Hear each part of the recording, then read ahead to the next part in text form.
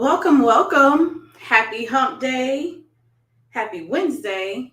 Thank you so much for joining me for Refueling Station Live. Give me 2 seconds so I can share this to my Facebook stream because I feel like I'm getting too old to manage technology these days.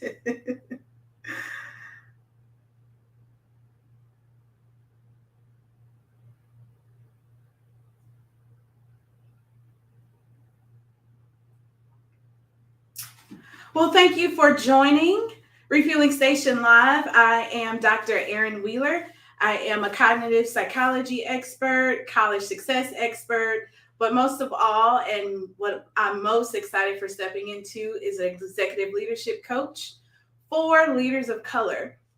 I am also the CEO of Gracefully Productive, which is a company dedicated to using research based strategies to craft productivity programs, experiences designed especially for leaders of color so they can live, do, and be well. And you're tuned into the Refueling Station Live. Live, of course, because I do have a newsletter that you can sign up for, where I give tips on the same how leaders of color can live, do, and be well. For me, my passion lies in we don't have to be the leaders that are always self-sacrificing, but we can be leaders to lead a balanced life so we can lead for the long term and not experience burnout. So, my main series, which I started doing to introduce Refueling Station Live, was all about burnout. Burnout just as a professional, but also burnout with that added layer of being a leader or a person of color, professional of color. So this June, this month, we will be talking about toxic workplaces. It still stems from being burned out because one of the main reasons we are all burned out is probably due to toxic workplaces. So this month, I'm really excited about that because I know I've had a lot of toxic work experiences, my peers, my colleagues, my friends. It's just been a whole lot. And then you pile on the pandemic on top of it. The pandemic really shed a light on a lot of things. And it really shed a light of how some employers view their cultures and view the well being of their employees. And we are at a place, I think is a good place, where we are always talking and thinking about how we can work differently. I know that's been on my mind, and I've been doing a lot of study on it. And so there's been phases of especially in America, phases where how we work was challenged. It started off with this from 7 days to 5. It started off with benefits and unions. And now I think we are at a peak where people are questioning how we work. Do we put people over profit? Do we put profit over people? How do we think about ourselves at work? Is it supposed to be aligned with our purpose? Is it just supposed to be for a paycheck? Should we give everything to a job just to make someone else's goals and someone else happy? So that is what we're going to be talking about all this month, different topics throughout the month. But today we're going to talk about a real thing of why we find ourselves in toxic workplaces. So that's a two-part. Why do we find ourselves staying too long at toxic workplaces?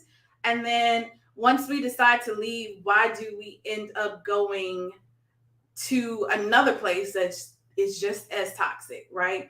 And so I've had experience with this. Again, a lot of my colleagues, friends, even students that I've mentored are all going through this. We're all feeling that toxic environment. And so for me, I see it as a twofold. I see it as helping people who are maybe in middle management or maybe professionals find and recover and find healthier environments. And part two of that is creating a new wave of leaders who can cultivate positive work environments, right? So we can't just we have to focus on two-pronged if we're actually going to make some type of a difference and impact on how we work and what do we show up to when we go to work and spend 40 hours a day at a place that it's either toxic in harming my well-being, or it's a place where I can flourish and I'm growing. So before I get started on the reasons we find ourselves in toxic workplaces, I have a couple of facts for you. So these facts come from Harvard Business School review, APA, different places, Gallup. And so you once you know what you're going through, but once you put some numbers to it, you know that there's a problem. It's not just you, right? And so one of the biggest things that I found, and I'm always quoting, even in my book, Live Wiser, escape my mind for a minute. I always cite the fact that Gallup poll found globally that only 15% of people globally really and truly love their jobs. That is the saddest fact. So 85% of us don't like it. And so when we think about not liking our jobs, that means we're not engaged. Why aren't we engaged? It goes back to workplace culture, right? And so according to Gallup, about $450 billion are lost on productivity each year. So that means that and that's often due to toxic workplaces, and then toxic workplaces lead to unengaged employees, which mean they're going to do their minimum. They're not going to be invested. They don't care about the company's outcomes. They are really just in it just so they can feed themselves and pay their bills, right? We've all been there, done that. 21%, only 21% of employees were engaged in their jobs, and that was in 2021. And I think by 2022, it may have went up 1%. It might have went down 1% actually. But another fact that was still crazy to me once I looked it up is that 48% of the reasons why people quit are involuntary turnover. It's due to a toxic work culture, and 19% of people say they've been bullied or witnessed bullying in their workplace. And for leaders of color, I'll include women in there. There's the microaggressions that actually lead to a toxic work environment. And if you go back to listen to some of the Refueling Station Lives in May, I mentioned that microaggressions has been scientifically and medically proven to directly affect the mental and physical health of people of color. That's not just saying, oh, they just feel, no, it really does actually have a profound effect on our stress hormone expression, our blood pressure, our mental health. It's directly shown that microaggressions increase that. So once you roll that all up, microaggressions, low pay, miscommunication in the workplace between leadership, people who are not really caring about the well-being of their employees, but they are doing everything to make sure the numbers and the profits and the KPIs are on point, that they don't care how they get it as long as it gets done. That all leads to a toxic environment. So why do we stay? Why do we stay? And so I've listed some things that come up for me. And whether you're looking at this later or right now, be sure to put in the comments if any of these resonate with you. So I have 7 reasons why we keep ending up in toxic workplaces. The number 1 that was on my list was fear. So it was that fear of not having money, or fear of moving, fear of change, fear of, like, we always like to hear, oh, it's better than knowing it's better with the devil that you know, right? I might have messed that up. But fear is number 1. If you are scared of what will happen if you leave, whether it's financially, you have family, you have to do this, you have to do that. It's fear. I get it. Our jobs are here so we can take care of ourselves.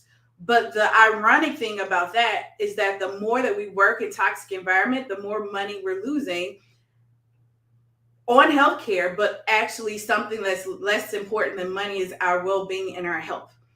It's tons of literature that shows toxic workplaces are the main reason we burn out and are the main reasons that we are in poor health. So when you find yourself in fear about leaving or finding something better that you know you deserve better, think about what's really at stake.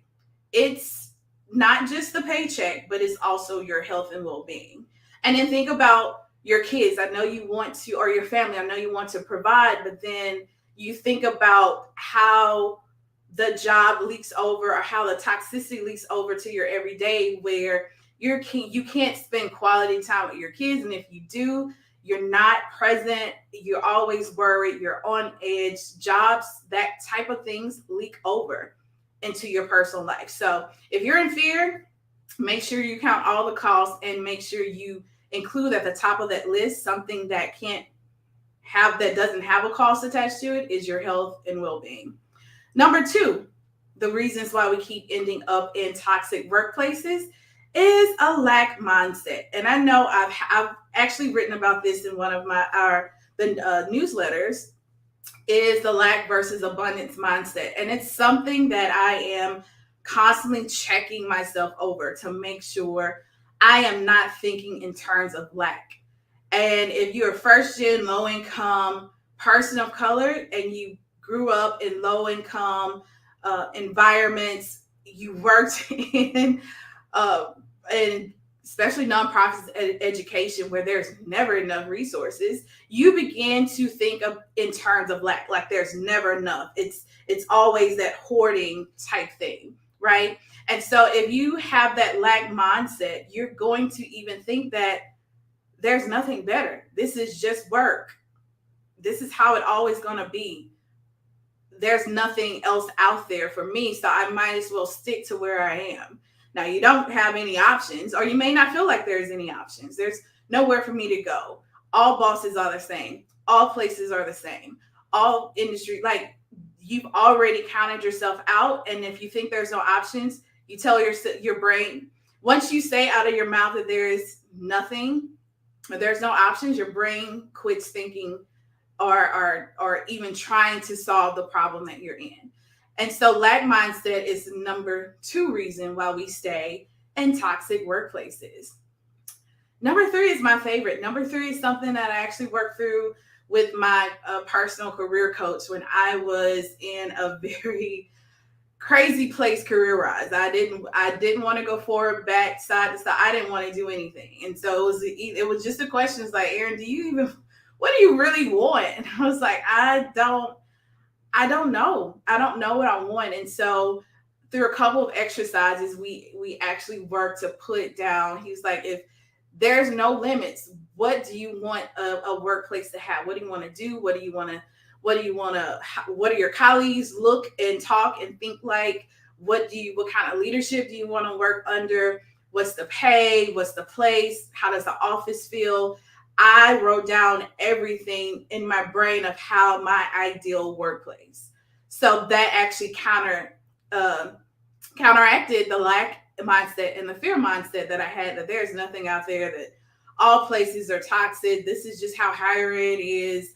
All of those things, I thought I had to stick with it. But once I wrote down my list and I waited and I did my due diligence, that's when I found myself in a better place, right? And so not doing our due diligence is a number three reason, probably should have been number one, that we end up in toxic workplaces. And that experience also taught me that I had to interview better, right? And so doing our due diligence means asking the right interview questions. It means that when they've asked you all the things,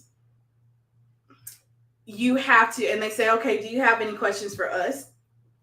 That's the perfect time to actually say, yes, I do have some questions. And I've even read like that if you take that time, they're going to show that you've done your due diligence. If you say, oh, no questions for me, I don't have any. But I actually took that time and created some questions that I could use to fill that time that helped me to see, is this a good place for me? So one of the questions that I always share is that, how does it feel? Tell me one reason why, or how does it feel to wake up in the morning and come to this job? Or describe to me one thing that you're happy to do when you're excited about when you wake up in the morning and get dressed to come to this job. So one or two things can happen. They can say, oh my, they can jump at their question, which everybody's excited. Or as I've seen and I've turned down, some people just put their heads down and waited for somebody else to answer. That means they're not happy and they just want someone else to come in to lighten their load. And usually they're probably on their way out too, right? So you need to ask the right interview questions. And in order for you to ask the right interview questions, you must do your research. So research, look at the company's culture. I know DEI can sometimes be flat and just a checklist, but double check in your interview questions, ask so they can actually provide some real insight, data, examples of how they're actually holding up their DEI. Challenge them on the numbers. Look at Glassdoor reviews. That's another place. People who leave, do they leave and say, hey, this is a great place, I just left to pursue something else? Or did they leave and they just need an outlet to tell everybody what was going on? Look for signs of high turnover. So whether that's a lot of jobs posted, you keep seeing the same job all the time. I know that was something that I look for, especially higher ed. It's just like, oh, they just hired for this position last year. This person is gone already. And it could, so you look at it one time and like, oh, it could be the person. And then once you see it two more times, then you have to question, is it the place, right? Is it the place or is it the leadership that's supervising that position?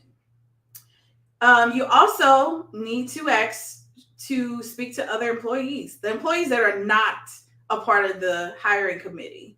So whether that's talking to employees through LinkedIn, actually asking the recruiter or hiring manager, can I talk to some of the people of color or anybody in this company so I could get a real sense of how this works?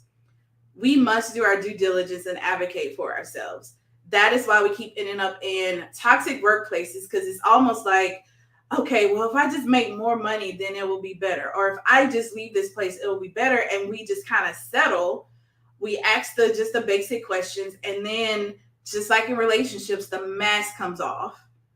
3 weeks, 1 month, 1 year, you get to see it all in live and living color. And then you're 3 months in and you're like, I made a mistake, right? And then you can't jump back out. So you need to count the cost and do your due diligence before you go.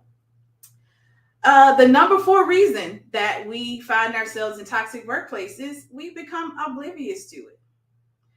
When you're burned out, you're living in a state of existence. You're just going around the merry-go-round just because. There's no check-ins, there's no awareness. You are just on autopilot.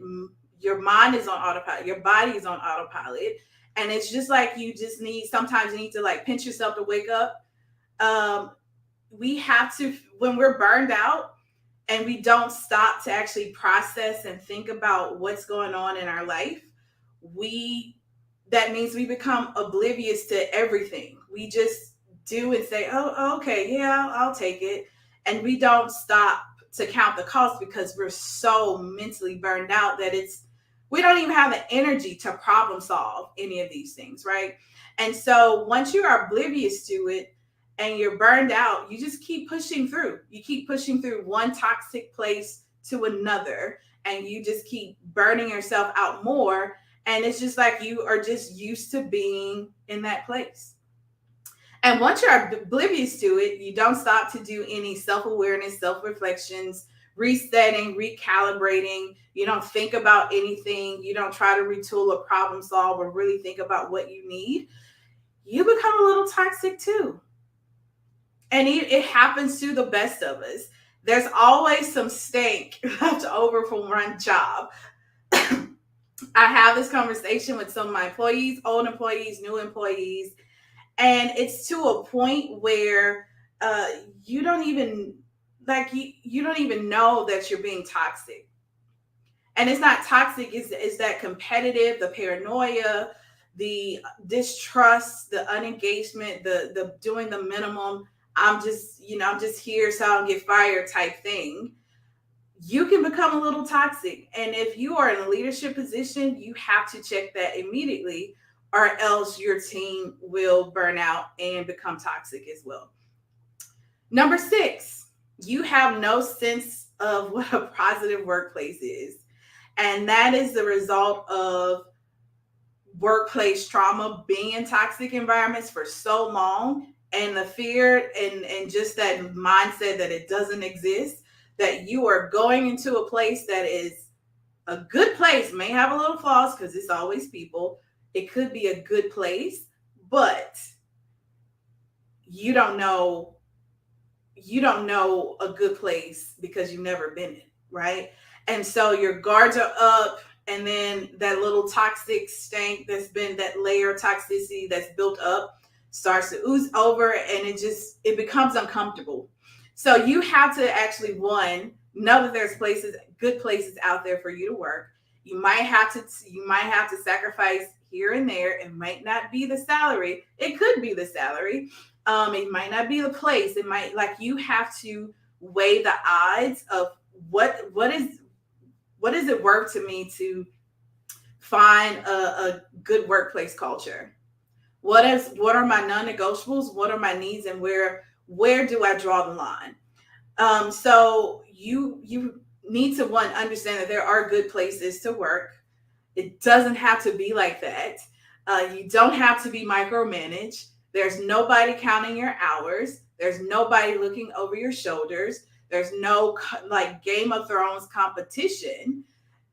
You can actually breathe. And even like I said, I talked to some of my employees, past and current, that's been in places, and I was like, hey, you haven't had this, so just relax, let it sink in, and just enjoy it. Like, if you're in this place, you're waiting on the shoe to drop, you're waiting on the mask to come off, and then it might be a year later, it's like, oh, they're consistent, they're not hiding anything.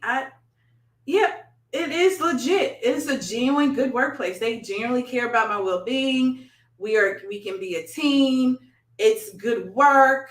We may not all be friends, but it is a good job. I can go, I can be myself, I can do my work. They're invested in me. Like, those places do exist. Number 7, you don't know what you need, so you can't advocate for yourself or ask the right questions. So that kind of goes back to number 3 of doing your due diligence. I had to stop and say, okay, Erin, what do you really want? Put them all down on paper. I listed, I needed to have the autonomy. I needed to for the company or org to have some sense of well-being, where they're not advocating or condoning overwork. I need to have a place where it's not competition, where I don't have to look over my shoulder, where we can actually collaborate. Well, they're using good principles of well-being and best practices. I need that. I need a leader who I can really trust. I need a leader who they know how to manage their time, so they can make time for me to actually get what I want. I'm not a needy person. I just need an hour or so to, like, check some things off, get some validation, confirmation, and I'm gone. So I listed everything I needed. And some places came along, didn't pass the smell check, whether it was, salary became not number one, it dropped down a little bit because I prioritized that environment. So if you know what you need and you can write these down, you can ask the right questions, you can find the right workplace for you. So those are the 7 reasons why we find ourselves in toxic workplaces. If you have any more, if this resonates, make sure you put them in the comments. So I'll repeat: fear, the lack mindset, not doing our due diligence, becoming oblivious to toxic workplaces, not knowing that toxic workplaces exist or not being able to identify them, and not knowing what you need so you can advocate for yourself. So even as a leader, I'll flip this. I knew what a toxic workplace was. And so I was able to, once that was actually on my list. I needed to be able to create a positive place for all employees. I didn't need any, like, I needed autonomy to do what I needed to for my team. I didn't care what everybody else is doing, but for my team, this is what we're going to do.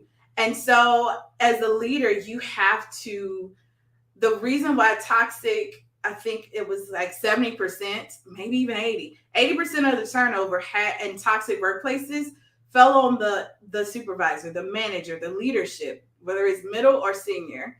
So if you're a leader, and this goes out to entrepreneurs who are building a business, you never know when your business is going to blow up and you're going to have people. So you have to, one, create your own, focus on your own well-being and focus on boundaries and setting a positive culture for you as the entrepreneur, so that when people come, you already know the values and the boundaries and the standards you're setting.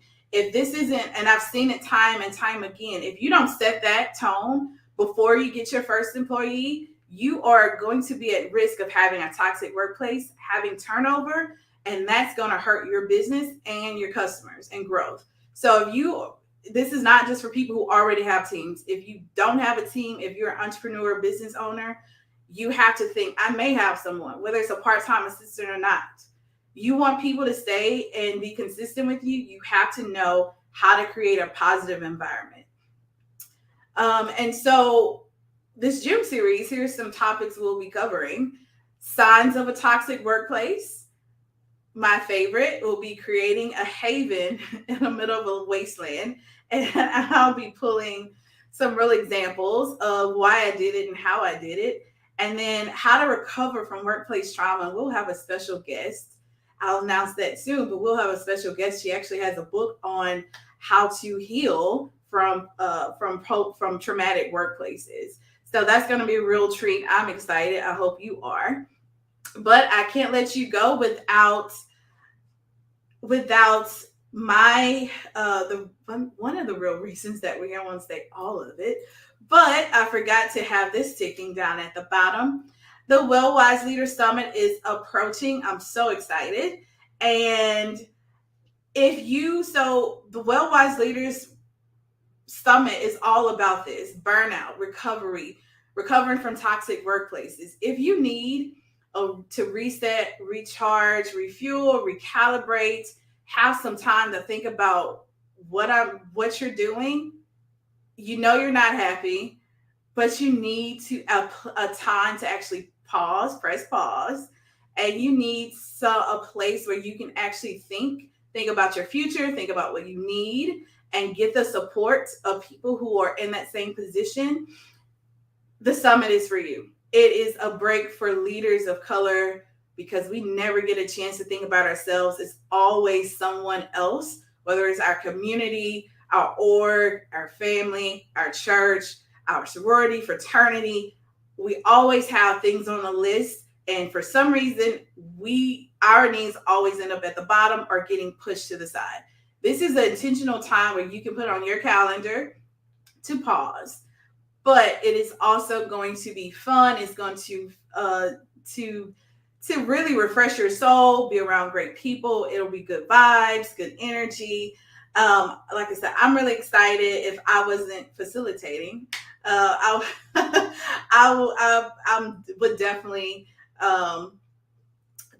participate as a participant if I wasn't facilitating, but I am.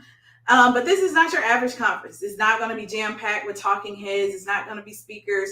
You're going to have actionable things. You're going to actually get some things accomplished in that time, because I know whenever you leave a conference, it's back on the plane, back at work, and you're going back into the hustle and bustle. And you never get to use any of your notes that you took from the conference. You never get to call any people back that you network with, because it's jam-packed, you're tired, and then you're going back to the hustle and bustle. So the summit, I'm taking care of all of those things that I don't like about leadership conferences and retreats. But this retreat is really going to help you focus on your well-being. And we're going to have tips so you can go back and actually be the leader, the business owner, aspiring leader the emerging leader that you want to be. So the early bird special is already live. You can get $150 off your registration, but because it's my birthday month, all month long, I'm going to be giving away discounts and specials and offers that'll even take the early bird pricing way down. But limited spots. The only catch, you have to be signed up to my mailing list. So you'll find you can go to gracefulproductive.com/summit and sign up at the top of that mailing list. I'm going to introduce those offers through email, so you have to be subscribed to my mailing list. And I'm also going to give away a free registration. That's going to be via social media, but I really do understand how budgets work. I do understand that most leaders who are extremely burned out don't have the resources to do these things. I do have a heart. I am an executive director, nonprofit leader for years, so I know what it is. And so I do want to bless someone with an opportunity who really needs this opportunity to be able to take part in this, especially if you're really interested. So go to gracefulproductive.com/summit, sign up for the mailing list so you can be first to know when I launch those special offers all month long. My goal is to really sell this out in June. By June 30th, I want all 15 spots to be gone. And so if you are a business owner, I am accepting sponsorships so I can cover the cost for nonprofit leaders, especially local leaders in New Orleans where it's being held. I have some awesome colleagues in New Orleans doing really great work. And I tell them all the time, if I win the lottery, I would give them all money so they can support their causes. I don't have it, but this is the first step to making sure that they have the support and resources that they need. So thank you so much for joining Refueling Station Live. Next week, same time. If you are catching us later, be sure to drop me a comment, like, share, subscribe to my YouTube channel. I'm trying to grow that. And so there'll be other great things that I'll be uploading, especially my podcast that'll be coming out in the fall. So thank you so much. Enjoy your day. Thank you so much for taking time out for yourself. Give yourself a hand. And there's no challenge this week, but I do challenge you to do something for yourself. Self-care and soul care. That's the Refuel Challenge this week. Thank you. Bye-bye. See you soon.